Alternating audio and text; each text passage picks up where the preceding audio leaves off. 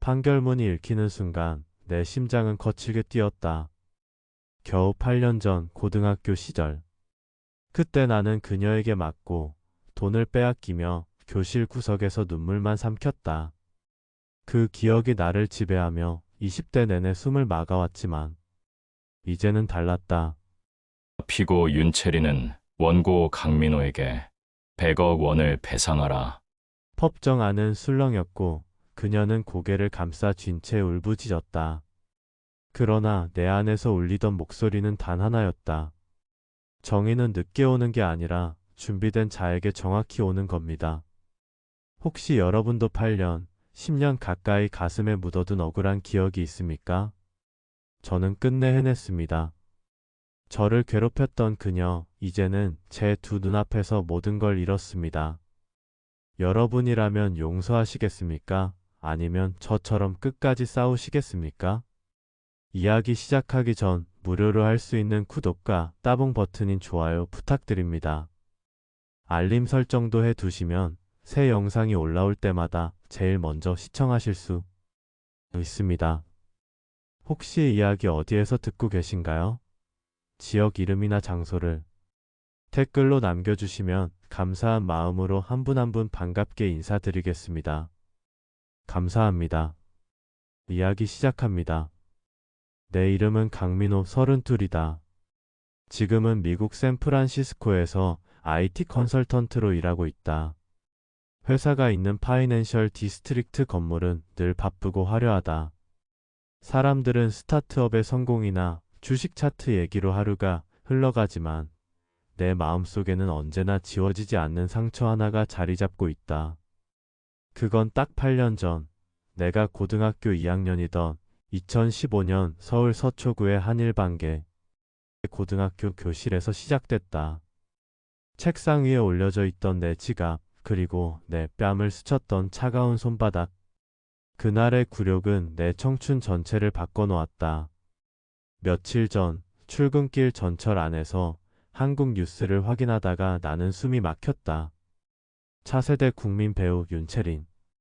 드라마 붉은 심장에서 강렬한 악역으로 국민적 인기를 얻다. 내 눈에 그 이름이 들어온 순간 핸드폰을 쥔 손에 힘이 들어갔다. 채린. 바로 나를 괴롭히던 그 여자였다. 나는 샌프란시스코 베이브리지를 지나며 회사로 가던 길에 기사의 사진 속 그녀를 오래 바라봤다. 단정한 정장 차림에 환하게 웃는 얼굴. 인터뷰 기사에는 평소 어려운 사람들을 도우며 기부를 이어온 따뜻한 배우라고 적혀 있었다. 웃음이 나왔다. 내가 아는 체리는 그런 사람이 아니었다. 천사라고? 참 세상은 겉만 보지.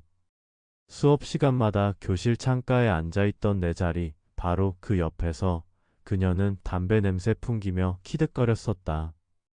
옆에는 당시 고3이었던 남자친구, 도연이 늘 따라붙어 있었다. 그의 덕에 체리는 학교 안에서 누구도 건드릴 수 없는 권력자였다. 그 힘으로 그녀는 남학생들까지 위협하고 내가 조금이라도 대꾸하면 주먹 대신 발길질이 날아왔다.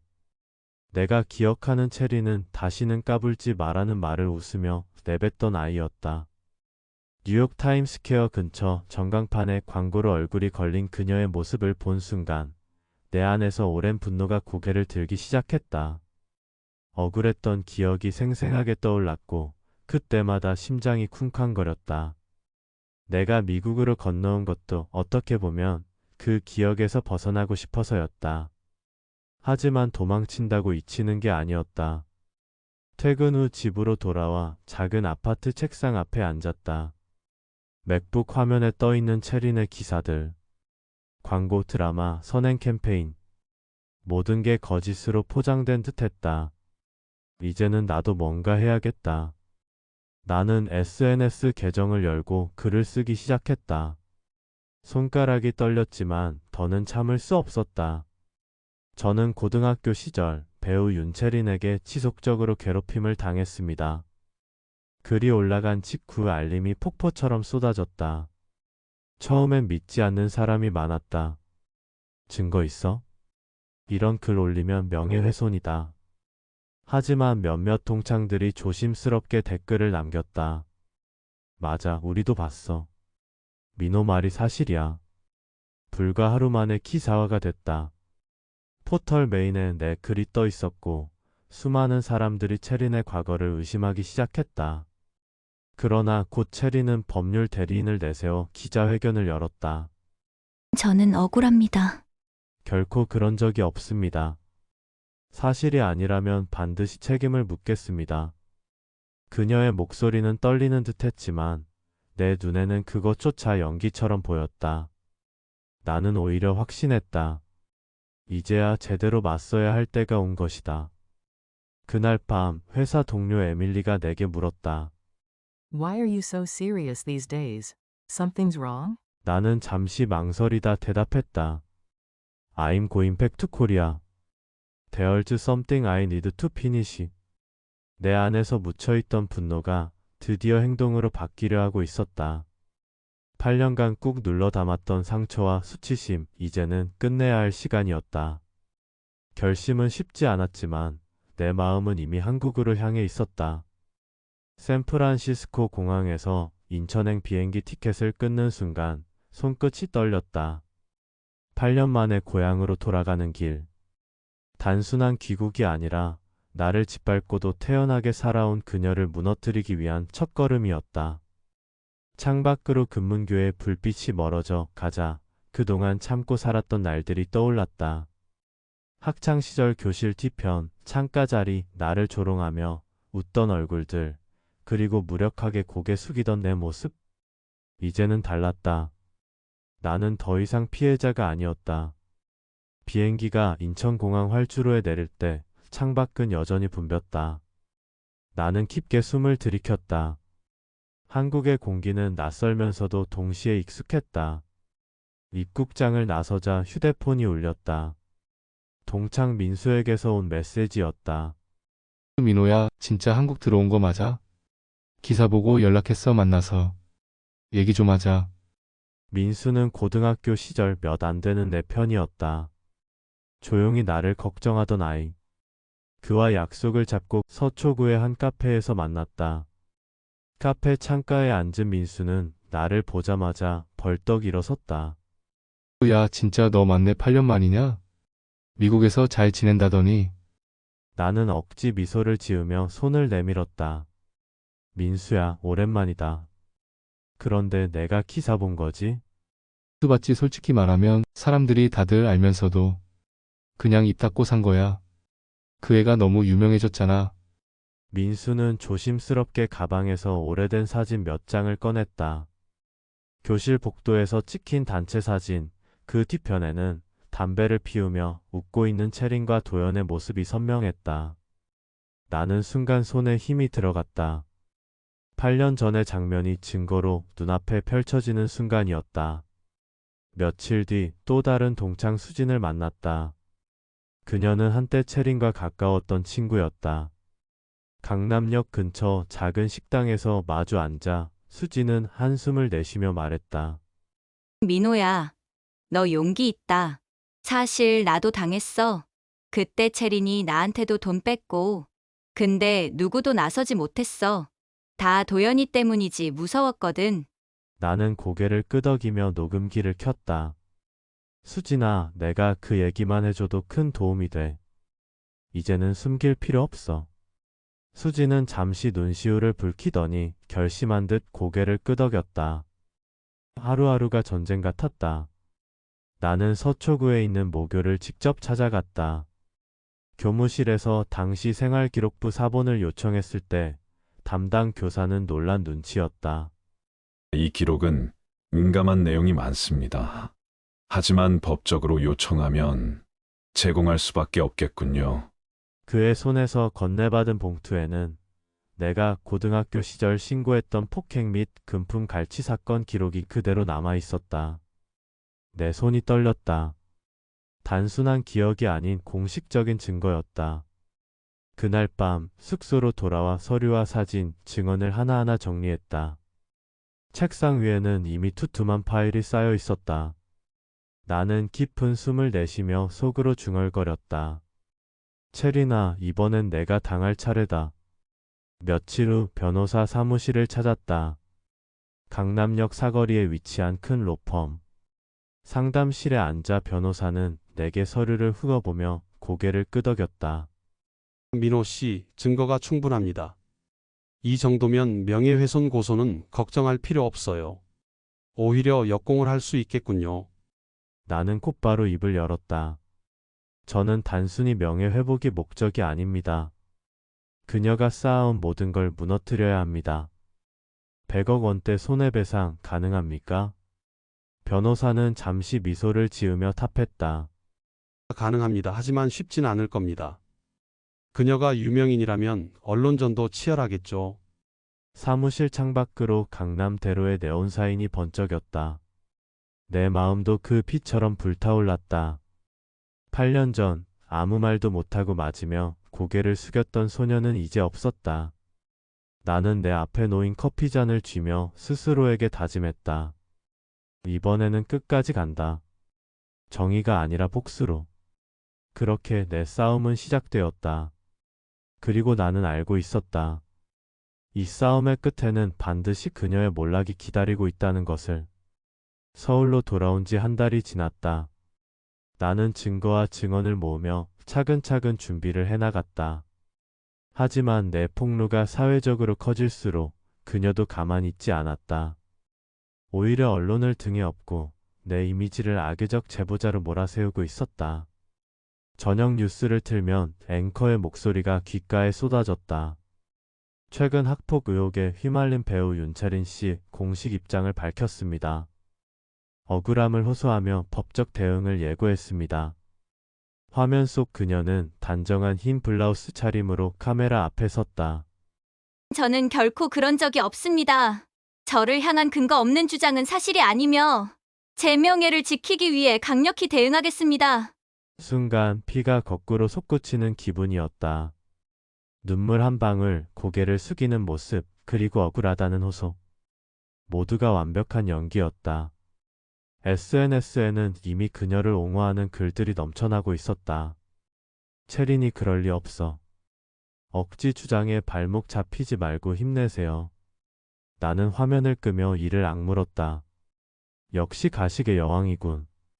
하지만 이번엔 내가 지켜보지 않는다. 며칠 뒤 언론은 한층 더 자극적인 제목으로 나를 공격했다.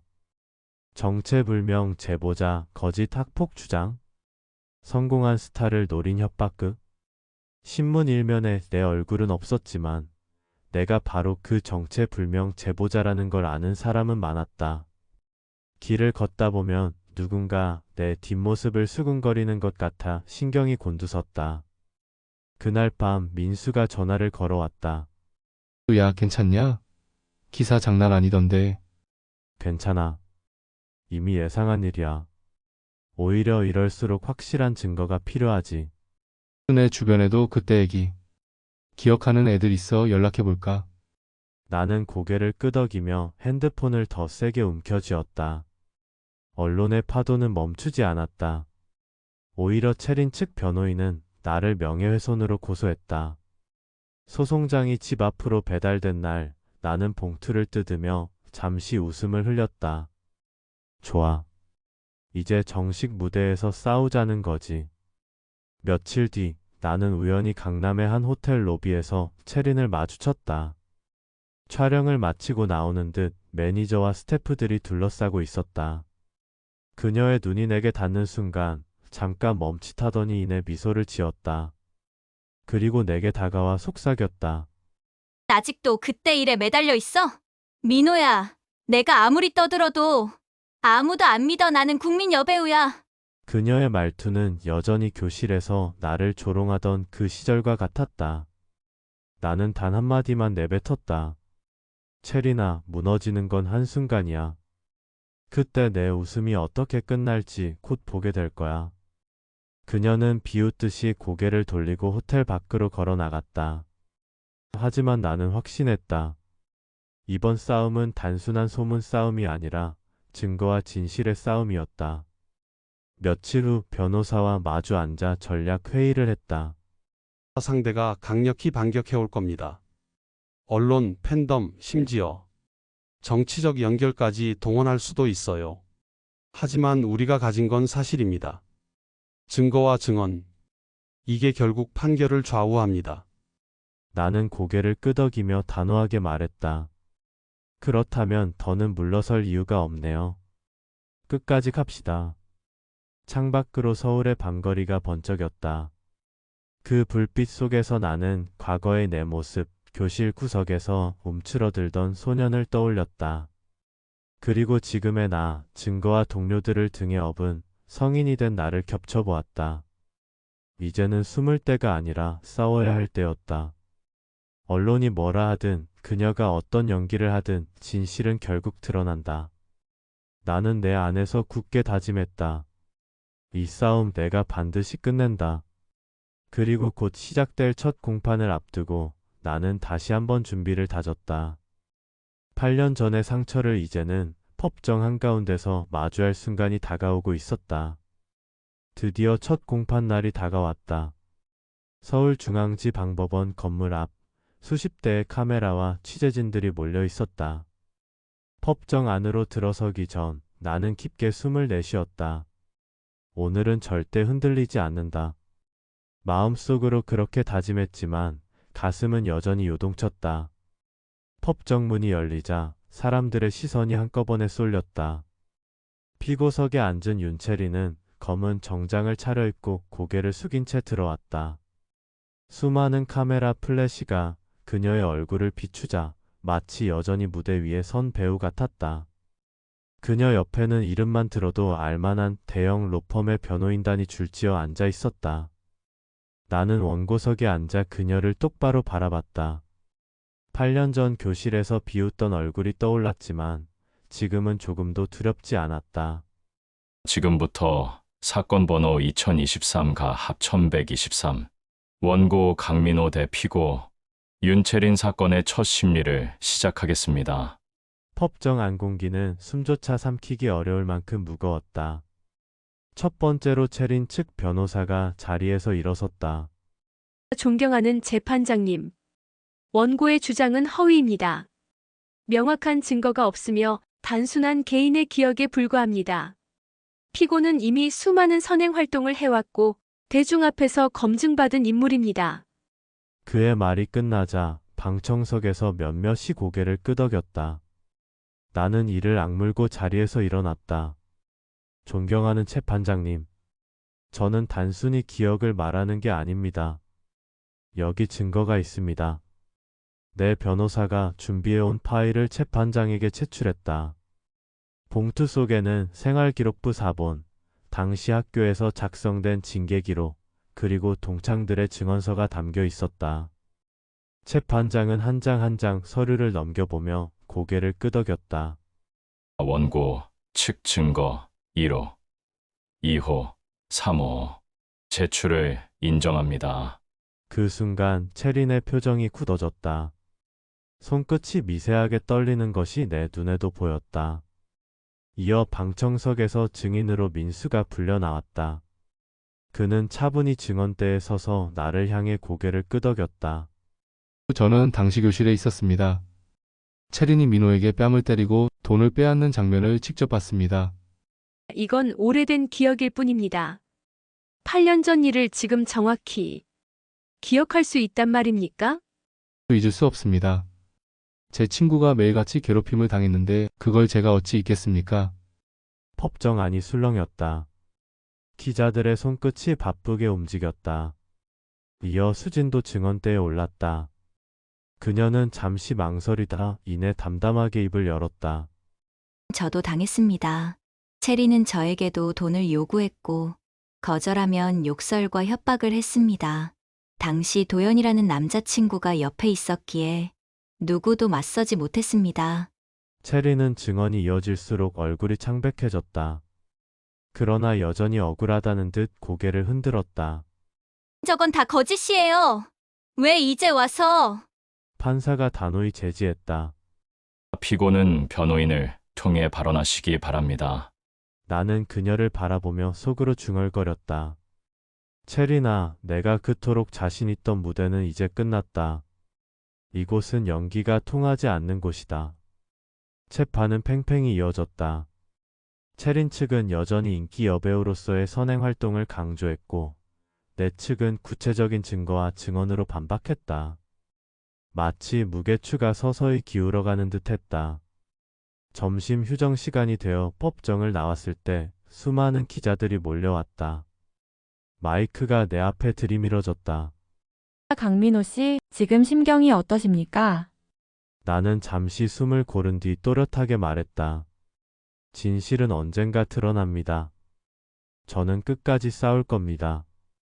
그 말이 신문사 카메라에 담기는 순간 내 안의 두려움은 사라졌다.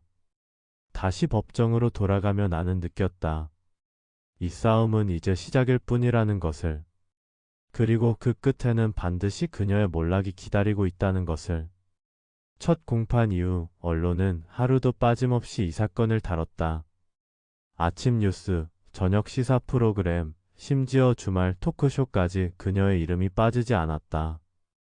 어떤 방송에서는 억울한 톱스타의 시련이라 포장했고, 또 다른 방송에서는 숨겨진 학폭 진실이라며 내 편을 드는 패널도 있었다. 세상은 둘로 갈라져 있었다. 길을 걸을 때마다 누군가 내게 수군거리는 것 같았다. 편의점에서 계산할 때도, 버스 정류장에서 기다릴 때도 낯선 시선들이 내 뒤통수를 따라 붙었다. 어느 날은 한 무리의 사람들이 내 앞을 막아서며 욕을 퍼붓기도 했다. 거짓말 좀 하지 마. 체리 씨가 그런 사람일 리 없어. 나는 말없이 자리를 피했지만 속은 부글부글 끓어올랐다. 억울한 건 내가 아니라 그들이 믿는 가식의 여왕이었다.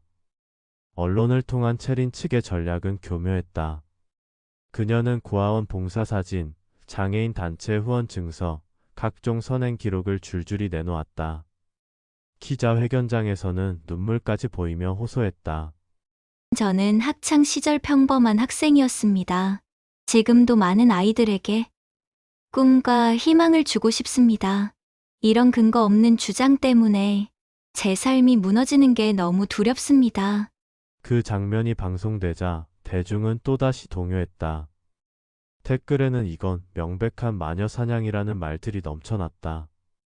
내 변호사조차 잠시 불안해하는 눈빛을 보였다. 민호 씨, 대중 여론이 심상치 않습니다. 법정 싸움은 우리가 유리하지만 이미지 싸움에서는 쉽지 않아요. 나는 고개를 숙인 채 속으로 답했다. 나는 끝까지 간다. 아무리 힘들어도 이번엔 물러서지 않아. 민수와 수진 역시 흔들리고 있었다. 야, 나 괜히 증언한 거 아니냐? 요즘 회사에서도 눈치 주는 사람 많아. 나도 부모님이 걱정하셔. 괜히 내 편 섰다가 우리 인생까지 망치는 거 아니냐고. 나는 두 사람의 손을 꼭 잡으며 말했다. 미안하다. 하지만 진실을 말한 게 잘못은 아니야. 끝까지 버티자. 우리만 버티면 반드시 결과가 달라질 거야. 그들은 한참을 망설이다가 결국 고개를 끄덕였다. 그 순간 내 안의 불안이 다시 힘으로 바뀌었다. 재판은 길어졌다. 체린 측은 유명 인사들의 탄원서를 제출했다. 체린 씨는 누구보다 성실하고 착한 사람입니다. 평소 어려운 이웃을 도왔습니다. 탄원서에는 연예계 거물들의 이름이 줄줄이 적혀 있었다. 심지어 방송사 임원까지 증언대에 나와 그녀를 투둔했다. 저희는 윤채린 씨와 오래 일했습니다. 학창 시절 얘기는 알 수 없지만 지금의 그녀는 존경받을 만한 배우입니다. 법정 안의 분위기는 다시 요동쳤다. 내 손바닥에 땀이 배어들었다. 그러나 나는 포기하지 않았다. 더 강력한 증거가 필요했다. 나는 오랜 시간을 들여 모교 주변을 다시 조사하기 시작했다. 그 과정에서 뜻밖의 소식을 들었다. 졸업 후 미국으로 이민 간 동창, 현우가 한국에 잠시 들어와 있다는 것이었다. 나는 급히 그를 만나러 인천 송도 한 카페로 향했다. 민호야, 나 너한테 꼭 말해주고 싶었다. 그때 내가 직접 본 게 있어. 나는 숨을 죽이고 그의 말을 기다렸다. 내가 교실 뒤에서 맞던 날, 내가 휴대폰으로 사진을 찍었어. 괜히 문제 될까봐 숨겨뒀는데, 지금은 꺼내야 할 때인 것 같아. 그는 조심스레 USB 하나를 내밀었다. 내 손이 덜덜 떨렸다. 숙소로 돌아와 파일을 열자 화면 속에는 8년 전 교실의 흐릿한 사진이 나타났다. 채린이 내 멱살을 잡고 있는 장면, 뒤에서 비웃는 도연, 그리고 눈을 감은 내 모습. 사진 속 나는 약하고 초라했지만 그 장면이야말로 내가 살아온 8년의 고통을 증명하는 결정적 증거였다. 이제 끝났다. 이걸로 모든 게 달라질 거야. 다음 공판을 준비하는 내 마음은 전과 달랐다. 비록 언론과 여론은 여전히 그녀의 편을 드는 듯 했지만 진실은 더 이상 숨길 수 없었다. 사진과 증언, 기록. 모든 퍼즐 조각이 이제 완성되어 가고 있었다.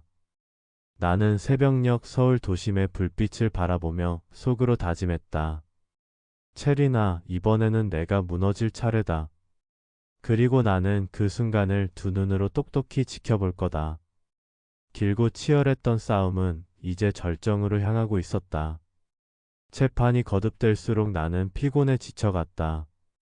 체린 측은 매번 언론을 동원해 여론전을 벌였고 방청석엔 그녀의 팬들이 몰려와 응원을 외쳤다. 체린 씨 힘내요. 그 소리를 들을 때마다 심장이 쿵 내려앉았지만 나는 이제 흔들리지 않았다. 내 손에는 아직 공개하지 않은 비밀 병기가 있었으니까. 드디어 그날 두 번째 공판이 열렸다. 법정에 들어서자 체리는 여전히 당당한 표정이었다. 정장 차림에 고개를 곧게 든 모습은 아직도 스포트라이트 속 배우처럼 보였다.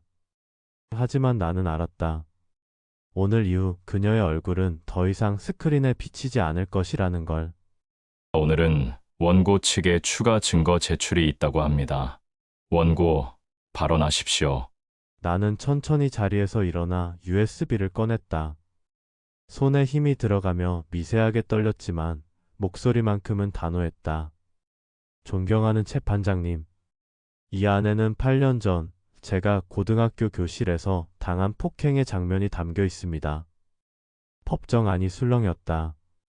기자들의 손끝이 분주히 움직였고 방청석에서도 숨죽인 웅성거림이 일었다. USB가 재판장에게 전달되고 법정 스크린에 영상 파일이 띄워졌다. 어두운 교실, 흔들리는 카메라, 그리고 화면 속의 장면. 체린이 내 멱살을 움켜쥐고 도연이 비웃으며 옆에 서 있었다. 내 얼굴은 겁에 질린 채 창백했고 주머니는 비어 있었다. 그 순간 법정안은 얼어붙었다. 조용히 하십시오. 스크린 속 장면이 반복 재생되는 동안 체린의 얼굴은 점점 굳어졌다. 그녀는 손가락을 움켜쥐며 자리에서 일어나 외쳤다. 저건 조작이에요. 8년 전 사진을 누가 지금 믿습니까? 그러나 내 변호사가 즉각 반박했다. 존경하는 재판장님, 해당 파일은 원본 검증을 거쳤습니다. 촬영 당시 메타데이터가 그대로 남아 있으며 당시 학적부와 일치하는 시점입니다. 판사는 고개를 끄덕이며 말했다. 피고는 차분히 대응하십시오. 지금으로서는 원고 측의 증거 신빙성이 높아 보입니다. 방청석이 다시 와와 소리를 냈다. 기자들은 앞다투어 메모를 적었고 일부 방청객은 입을 막으며 놀라워했다. 그 순간 나는 처음으로 승리의 기운을 느꼈다. 휴정 시간, 법정 폭도에서 마주친 체리는 나를 노려보았다. 그녀의 눈빛은 분노와 당황, 그리고 두려움이 섞여 있었다. 내가 뭘 안다고 이렇게 날 무너뜨리려는 거야? 나 다시는 무대에서 못 서게 만들고 싶은 거냐? 나는 조용히 대답했다. 아니, 내가 무대에 서는 게 잘못이 아니라 그 무대에 오르기 위해 짓밟아온 사람들을 무시한 게 잘못이지.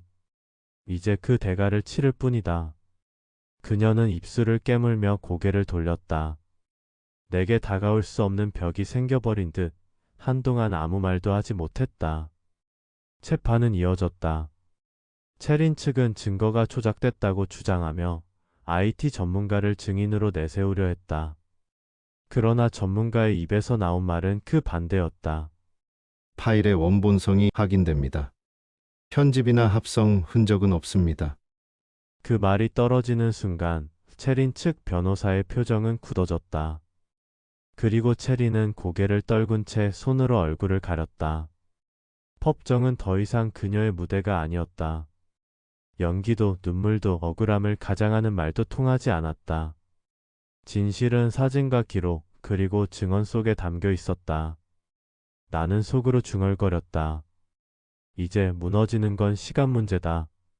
재판이 끝나고 법정을 나서는 순간 수많은 카메라가 나를 향했다. 기자들이 질문을 쏟아냈다. 강민호 씨, 오늘 제출된 증거가 판결에 결정적일까요? 나는 고개를 끄덕이며 짧게 답했다. 네, 오늘로 모든 게 달라졌습니다. 이제 거짓은 숨을 곳이 없습니다. 밤하늘의 서울은 여전히 번쩍였지만 내 발걸음은 그 어느 때보다 가벼웠다. 8년 전 교실에서 무릎 꿇었던 내가 아니었다. 이제 나는 그녀의 가면을 벗겨내는 사람이었다. 그리고 알았다. 이 싸움의 끝은 멀지 않았다는 것을. USB 속 사진이 공개된 이후 세상은 완전히 뒤집혔다. 불과 며칠 전까지만 해도 체린의 편에 서 있던 기사들이 돌연 방향을 바꿨다. 충격 사진 공개, 국민 배우의 두 얼굴. 학창 시절 폭행 정황 드러나 윤채린 공경. 뉴스 헤드라인은 하루가 다르게 바뀌었고 그녀의 이름은 더 이상 선행과 착함의 상징이 아니었다. SNS에서도 분위기는 급격히 달라졌다. 내가 팬이었는데 실망이다. 역시 연예인은 믿을 게 못 돼. 8년 전이라도 피해자가 있다면 책임져야지. 댓글들은 더 이상 그녀를 투둔하지 않았다. 8년 전 사진 한 장이 8년 동안 쌓아 올린 화려한 가면을 무너뜨린 것이다. 광고주들의 손절은 순식간이었다. 거리를 걷다 보면 불과 얼마 전까지 그녀의 얼굴이 걸려있던 화장품 광고판이 텅 비어 있었다. TV 속에서도 그녀의 CF는 모조리 내려갔다. 한 기자는 기사에서 이렇게 적었다. 그녀는 국민 여배우에서 하루아침에 국민적 분노의 대상이 되었다. 나는 기사를 읽으며 숨을 길게 내쉬었다. 그래, 이게 바로 내가 만든 결과다. 그러나 체리는 여전히 버텼다. 두 번째 공판 이후 그녀는 변호사와 함께 다시 기자회견을 열었다. 검은 상복 같은 옷을 입고 등장한 그녀는 카메라 앞에서 또다시 눈물을 보였다. 저는 끝까지 무죄를 주장합니다. 사진은 왜곡된 장면일 뿐입니다. 저는 여전히 억울합니다. 하지만 이번에는 반응이 달랐다. 기자들의 눈빛은 싸늘했고 질문은 예리했다. 억울하시다면 피해자와 동창들의 일치된 증언은 어떻게 설명하십니까? 그 사진 속 상황을 인정하지 않는다면 정확히 어떤 장면인지 해명해 주시죠. 그녀는 대답 대신 눈물만 흘렸고 그 모습은 더 이상 동정을 사지 못했다. 그날 밤 나는 숙소 창가에 앉아 서울의 불빛을 바라봤다. 불과 몇 달 전만 해도 그녀는 화려한 광고판 속 주인공이었고 나는 미국에서 이름 없는 직장인이었다. 하지만 지금은 상황이 바뀌었다. 대중이 보는 진실은 점점 내 쪽으로 기울고 있었다. 다음 공판은 언론과 대중의 관심 속에서 더욱 뜨겁게 열렸다. 법정 앞에는 수십 명의 기자와 시민들이 모여 있었다. 학폭 가해자는 퇴출하라. 사람들이 손팻말을 들고 구호를 외쳤다. 나는 그 광경을 보며 복잡한 감정을 느꼈다. 통쾌함과 동시에 아직 끝나지 않았다는 긴장감이 교차했다. 법정 안에서 체리는 점점 초조한 기색을 감추지 못했다. 그녀의 손끝은 떨렸고 변호인과 자주 속삭이며 뭔가에 매달리는 듯했다. 그러나 증인들은 차례차례 법정에 나와 같은 이야기를 반복했다. 그녀가 나를 괴롭혔고 돈을 뺏었으며 폭행했다는 것. 재판이 끝나고 폭도를 나서는 길 기자들이 또다시 몰려왔다. 강민호 씨, 지금 분위기로 보면 원고 측 승소 가능성이 높다는 평가가 있습니다.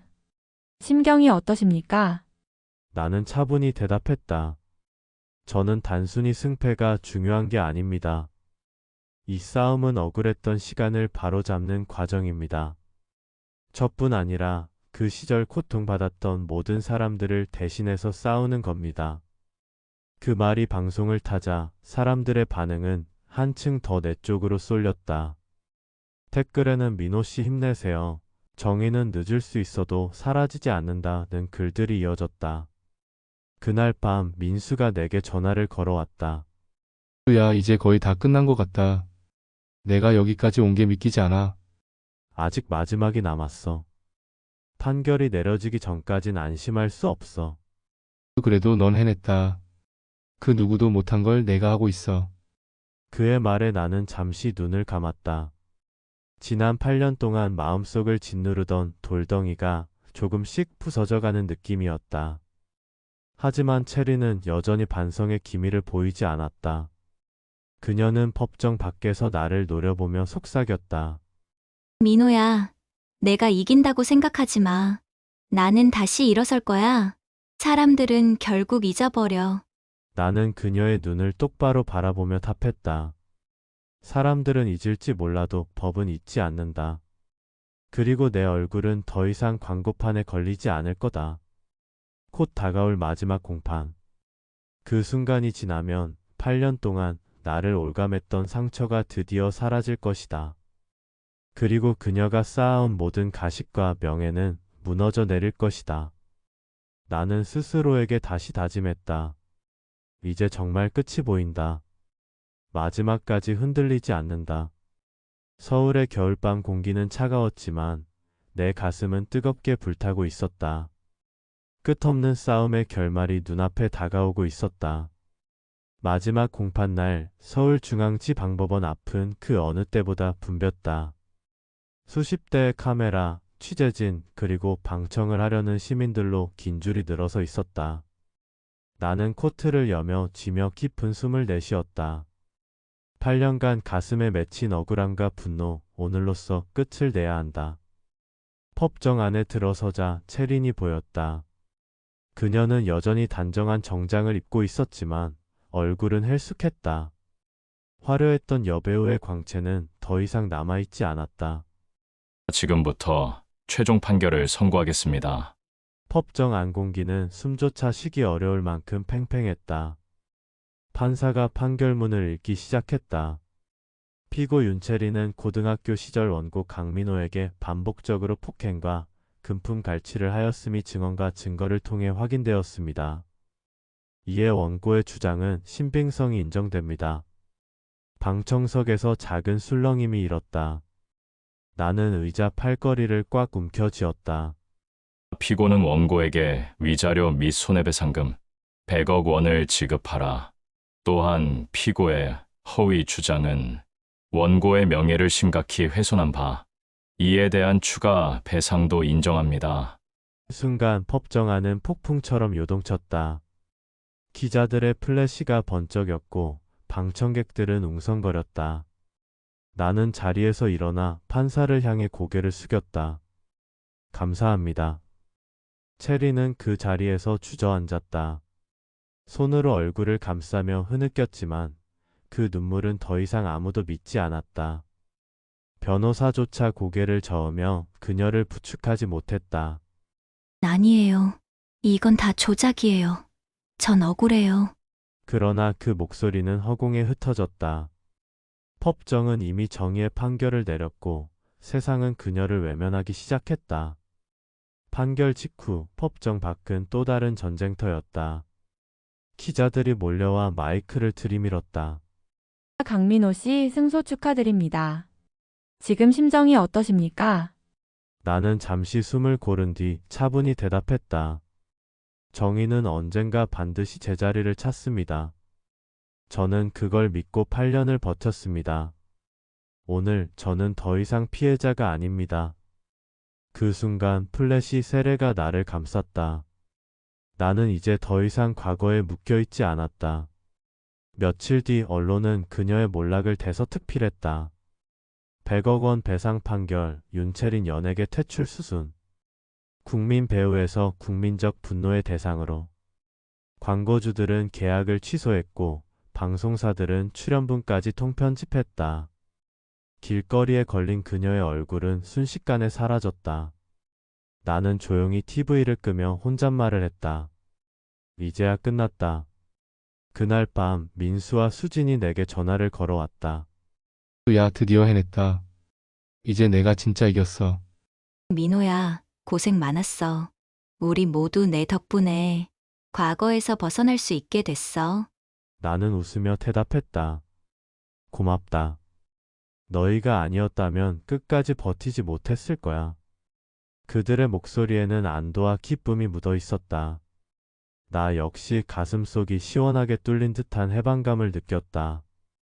며칠 후 서울 도심을 걸으며 나는 하늘을 올려다봤다. 그동안 억눌린 채 고개 숙였던 내가 아니라 당당히 얼굴을 들 수 있는 내가 서 있었다. 8년 전 교실 구석에서 주먹을 맞으며 울던 소녀는 사라지고 이제는 자신의 힘으로 정의를 세운 어른이 있었다. 나는 조용히 속으로 말했다. 체리나, 내가 짓밟은 그 순간부터 나는 언젠가 이 날을 꿈꿔왔다. 이제 그 빚은 모두 갚았다. 내 발걸음은 가벼웠다. 서울의 바람은 차가웠지만 그 속에서 나는 자유를 느꼈다. 이제는 더 이상 과거에 매이지 않고 앞으로의 시간을 살아갈 수 있었다. 내 복수는 끝났다. 그리고 그 복수는 통쾌하게 완벽하게 성공했다. 이렇게 8년 동안 가슴에 맺힌 한을 끝내 풀어낸 제 이야기는 여기서 마무리됩니다. 억울하게 당했던 기억, 끝까지 싸워서 정의를 세운 그 순간은 제 인생의 전환점이 되었습니다. 여러분도 혹시 마음속에 지워지지 않는 상처나 억울한 기억이 있습니까? 저처럼 끝까지 맞서 싸우시겠습니까? 아니면 용서하시겠습니까? 여러분의 생각을 댓글로 남겨주시면 함께 나누고 싶습니다.